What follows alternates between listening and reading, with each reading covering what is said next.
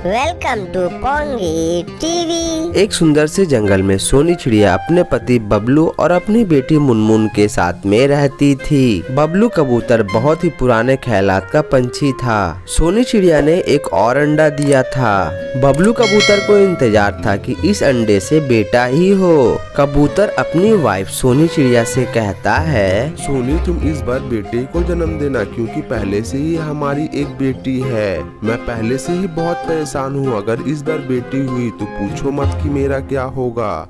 अगर इस बार अंडे में से बेटी हुई तो मैं तुम्हें धक्के मारकर घर से निकाल दूंगा। मेरी तो किस्मत तभी खराब हो गई थी जब तुमसे शादी हुई थी। मेरी माँ ने मेरी जिंदगी खराब कर दी कि तुमसे मेरी उसने शादी करा दी। वो तो चली गई लेकिन तुम्हारा बोझ मुझ पर डालकर चली गई। ये सब मुझे भुगतना पड़ रहा है। ना जाने मेरी किस्मत में क्या लिखा हुआ है। बबलू जी आप इस तरह से क्यों बोल रहे हैं? बेटा बेटी में फर्क नहीं होता है। बबलू जी ऐसा भी तो हो सकता है कि हम सभी परिवार साथ में मिलजुल कर अच्छे से रहें। जंगल में जितने भी पक्षी है सभी अपने परिवार के साथ में खुशी खुशी और अच्छे से रहते हैं। मुझे दूसरों से लेना देना नहीं है। अगर अंडे में से बेटा हुआ तब मैं तुम्हें अच्छे से रखूंगा, नहीं तो मैं तुम्हें घर से निकाल दूंगा और तुम्हारी दोनों बेटियों को भी तुम्हारे साथ घर से धक्के मारकर निकाल दूंगा।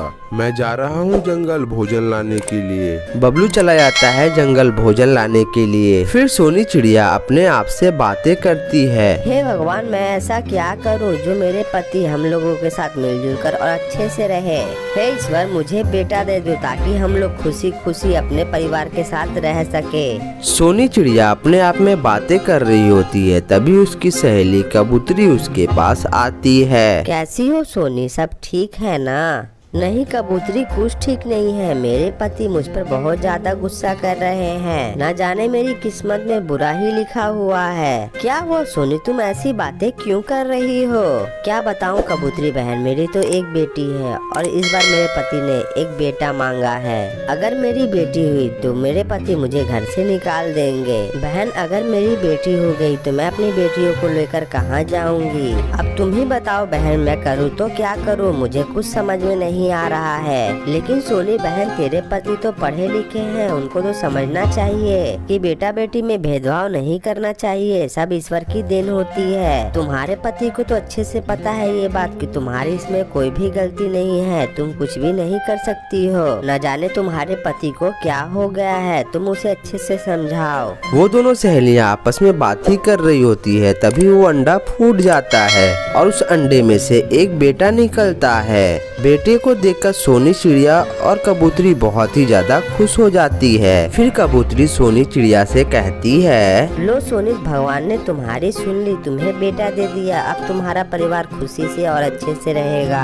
अब तुम्हारा पति भी तुम पे अत्याचार नहीं करेगा। ठीक है सोनी, तुम अच्छे से अपना ध्यान रखना। मैं चलती हूँ, मेरे बच्चे मेरा इंतजार कर रहे होंगे। उसके बाद कबूतरी वहाँ से अपने घर चली जाती है। फिर थोड़ी देर बाद वहाँ पर बबलू कबूतर भी अपने घर वापस आ जाता है। वो अपने बेटे को देखकर बहुत ही ज्यादा खुश होता है। सोनी आज तुमने मेरे सपने को पूरा कर दिया, मुझे बेटा दे दिया। आज मेरा परिवार पूरा हो गया। मैं आज बहुत ही ज्यादा खुश हूँ। अब से मैं तुम पर कभी भी नहीं चिल्लाऊंगा, ना ही तुम पे कभी अत्याचार करूंगा। सोनी तुमने मेरे अधूरे सपने को पूरा कर दिया। अब हम लोग सभी परिवार मिलजुल कर और अच्छे से रहेंगे। बबलू जी आपको खुशी देकर मुझे भी बहुत अच्छा लग रहा है। मैं भी बहुत ही ज्यादा खुश हूँ। भगवान करे हम लोग इसी तरह पूरी जिंदगी खुशी खुशी और अच्छे से जिए। फिर देखते देखते कुछ दिन गुजर जाते हैं। सोनी चिड़िया के दोनों बच्चे बड़े हो जाते हैं। सोनी चिड़िया का बेटा बहुत ही बदमाश निकल जाता है। वो अपने मम्मी पापा को जरा भी नहीं देखता है। लुल्लू कभी भी अच्छे से अपने पापा से बात नहीं करता था। वो हमेशा गुस्से में अपने पापा से बात करता था। लेकिन सोनी चिड़िया की बेटी मुनमुन अपने पापा और अपने मम्मी का बहुत अच्छे से ख्याल रखती थी। वो अपना पढ़ाई भी अपने टाइम पे करती थी और घर का सारा काम भी कर देती थी। फिर एक दिन बबलू अपनी पत्नी सोनी चिड़िया से कहता है, सोनी मुझे बेटे का ही लालच था और मैं उसके लिए मैं मैं पागल हो रहा था, लेकिन अभी देखो मेरी बेटी ही मुझे सब कुछ करके दे रही है।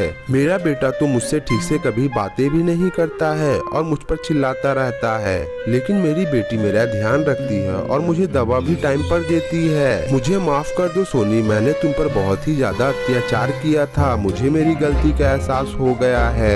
हाँ बबलू जी, आप बिल्कुल सही कह रहे हो। मैं भी आपसे यही कहना चाहती थी, लेकिन आपने तो रट लगा ली थी कि मुझे बेटा ही चाहिए। लेकिन कोई बात नहीं बबलू जी, अभी तो आपको समझ आ गई है ना, छोड़िए ये सब बातें। बबलू कबूतर को समझ में आ जाता है कि बेटा बेटी में भेदभाव नहीं करना चाहिए। फिर वो लोग अपना जीवन खुशी खुशी बिताने लगे। और ये सुंदर सी कहानी यहीं पर समाप्त हो जाती है। ये कहानी से हमें ये सीख मिलती है कि हमें किसी पर भी अत्याचार नहीं करना चाहिए। अत्याचार करना बिल्कुल ही गलत होता है।